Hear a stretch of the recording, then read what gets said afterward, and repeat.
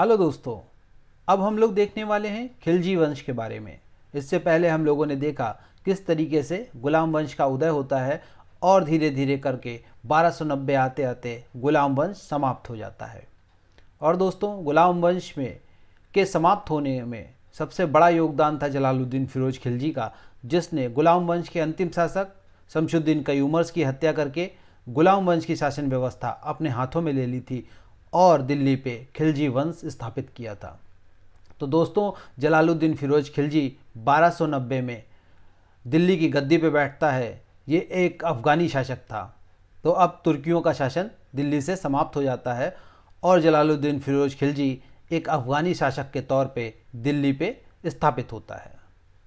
दोस्तों, जलालुद्दीन फिरोज खिलजी जब सत्ता में आया तो उसकी उम्र 70 वर्ष हो चुकी थी।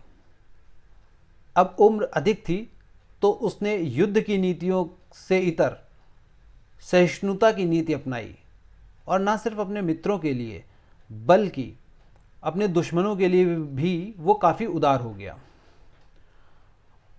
और वो इतना ज़्यादा विनम्र हो चुका था कि उसकी इस वजह से उसका जो भतीजा था अलाउद्दीन, जो इसके बाद शासक बना, वो बहुत अधिक इससे निराश रहने लगा और इसे बेहतर शासक न समझ के एक अयोग्य शासक की भांति देखने लगा।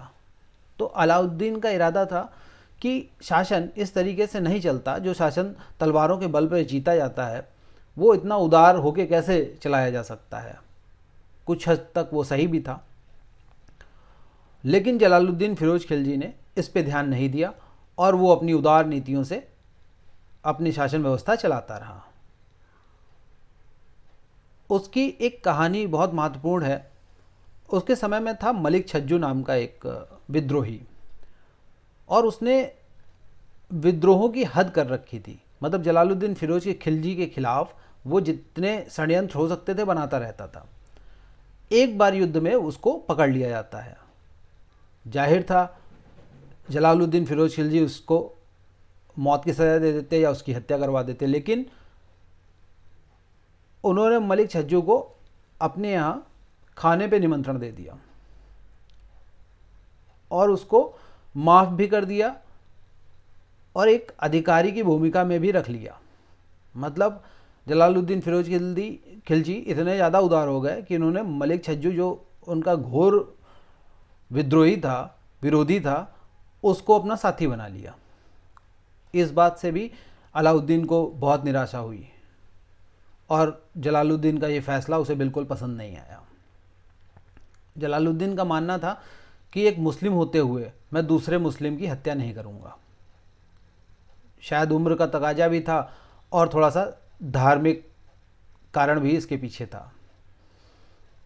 तो दोस्तों, मलिक छज्जू की जान भी बच जाती है और वो उसकी शासन व्यवस्था का एक अंग भी बन जाता है। लेकिन अलाउद्दीन फिरोज खिलजी के समय एक ऐसा विद्रोही भी था जिसकी हत्या का सीधा इल्ज़ाम जलालुद्दीन फिरोज खिलजी पे लगता है। परंतु ईरानी फ़कीर सिद्दी मौला जो था वो बहुत ही कुटिल विद्रोही था। मतलब वो कोई भी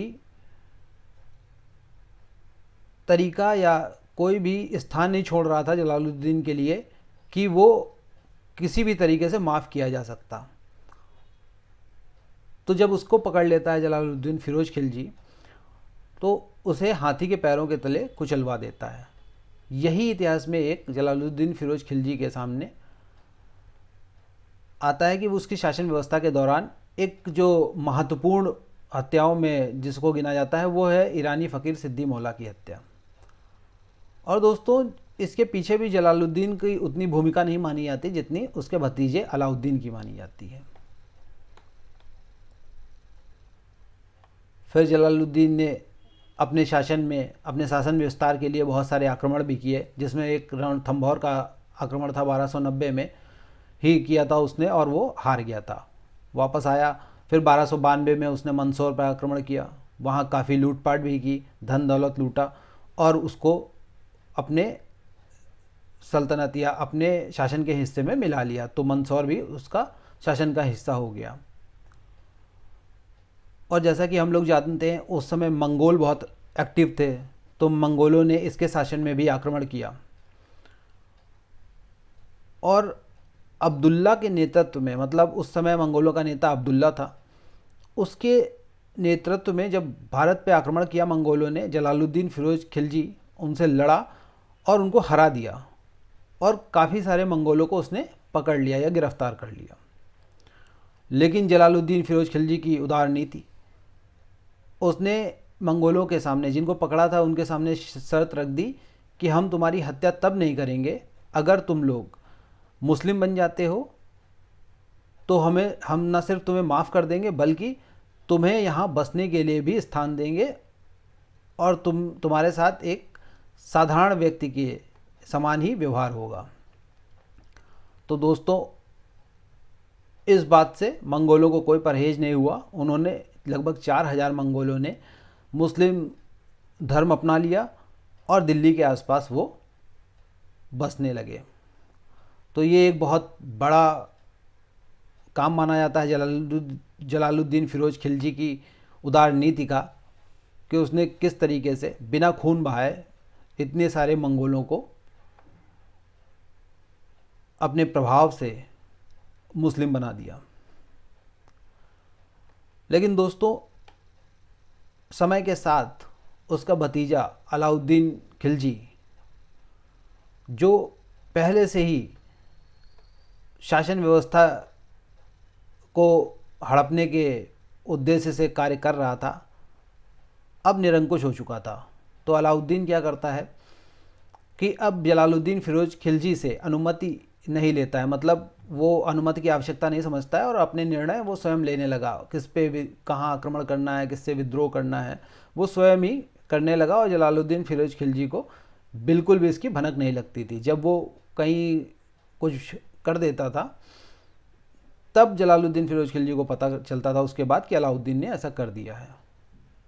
ये क्रम चलता रहा। फिर जलालुद्दीन ने एक दिन ये निश्चित किया कि अलाउद्दीन से मिलेंगे और उसको समझाएंगे कि ये व्यवस्था सही नहीं है, इस तरीके से शासन नहीं चलता। तो जलालुद्दीन इलाहाबाद के पास एक जगह है कड़ा मानिकपुर, जिसे कड़ा कहते हैं, वहाँ पे अलाउद्दीन से मिलने गया कि अलाउद्दीन से मिलकर उसको समझाएंगे कि शासन व्यवस्था में सही से भाग ले, इस तरीके से विद्रोह करके शासन ना वो चला सकता है और हमें भी परेशानियां आ रही हैं। तो जलालुद्दीन फिरोज खिलजी जब उससे मिलने गया अलाउद्दीन से, तो पहले तो जलालुद्दीन का बहुत स्वागत हुआ, लेकिन जलालुद्दीन को बिल्कुल भनक नहीं थी कि उसका भतीजा उसके लिए एक षड्यंत्र तैयार कर रहा है। और जलालुद्दीन का मौका पाके अलाउद्दीन ने वध कर दिया, उसे समाप्त कर दिया और स्वयं बन गया दिल्ली सल्तनत पे खिलजी वंश का शासक। अलाउद्दीन ने अपने चाचा को समाप्त कर दिया और दिल्ली की सत्ता खुद के हाथों में कर ली। अब सुल्तान था अलाउद्दीन खिलजी और उसने अपने चाचा को समाप्त कर दिया था। तो दोस्तों, नेक्स्ट वीडियो में हम लोग देखेंगे अलाउद्दीन खिलजी के बारे में, जिसकी प्रशासनिक व्यवस्थाएं बहुत ही महत्वपूर्ण मानी जाती हैं, साथ ही बहुत ही क्रूर और कुटिल शासक के रूप में भी उसे जाना जाता है। बहुत बहुत धन्यवाद दोस्तों।